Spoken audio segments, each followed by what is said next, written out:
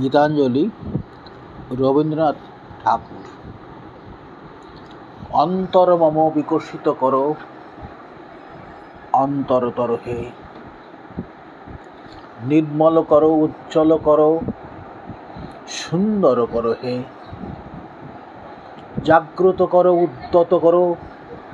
নির্ভয় করো হে, মঙ্গল করো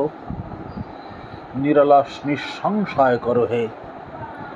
অন্তর মম বিকশিত করো অন্তরতর হে, যুক্ত করো হে সবার সঙ্গে, মুক্ত করো হে বন্ধু, সঞ্চার করো সকল কর্মে